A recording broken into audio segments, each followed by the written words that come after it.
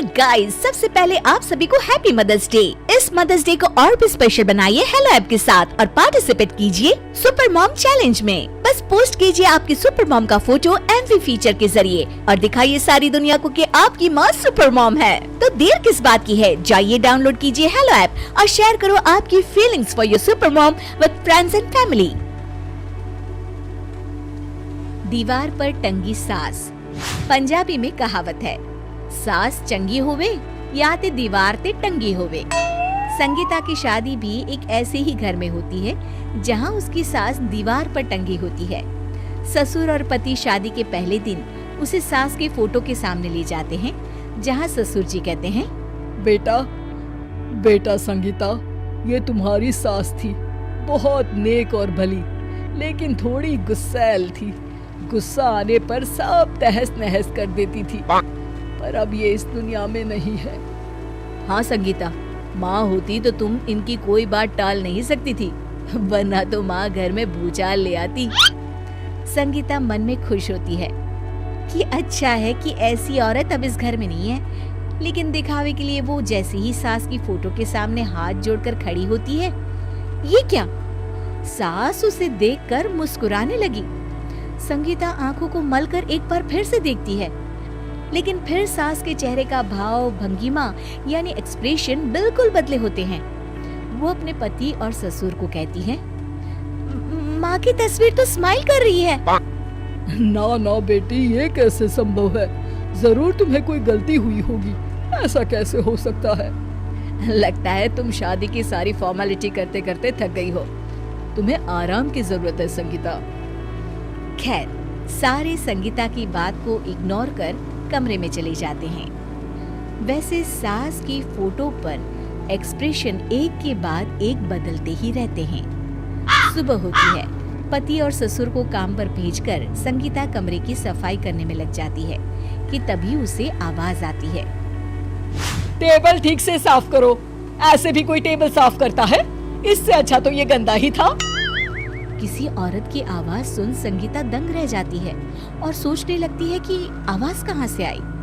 आवाज को नजरअंदाज कर वो फिर से अपना काम करना शुरू करती है, लेकिन इस बार तो आवाज बिल्कुल उसके कान के पास से आती है।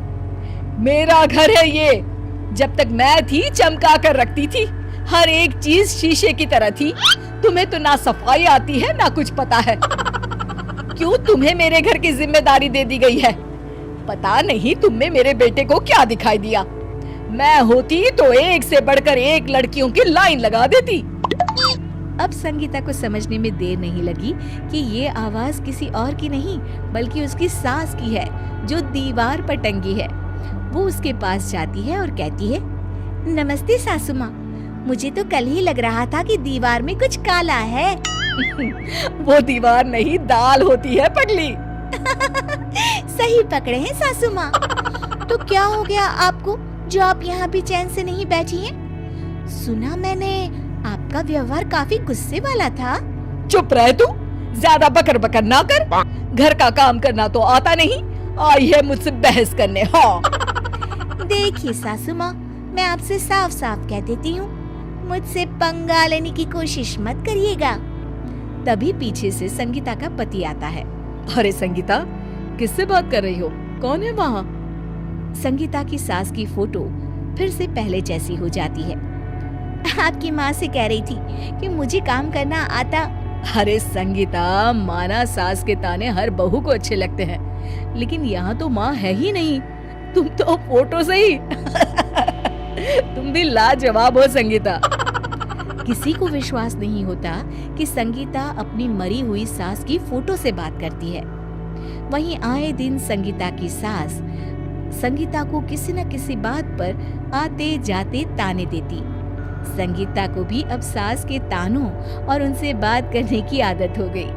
वो कभी खानदान की कहानी तो कभी तीज त्योहार कैसे मनाए या किसी व्यंजन की रेसिपी सास से ही पूछती। सारा दिन घर में अकेली संगीता की सास अब उसके लिए तानों के साथ पक्की साथी की तरह भी रहने लगी थी, जो किसी और को नहीं बल्कि संगीता को ही सुनाई देती। तो देखा आपने, सास बहू का रिश्ता हर रिश्ते से ऊपर होता है, फिर चाहे वो खट्टा हो या मीठा।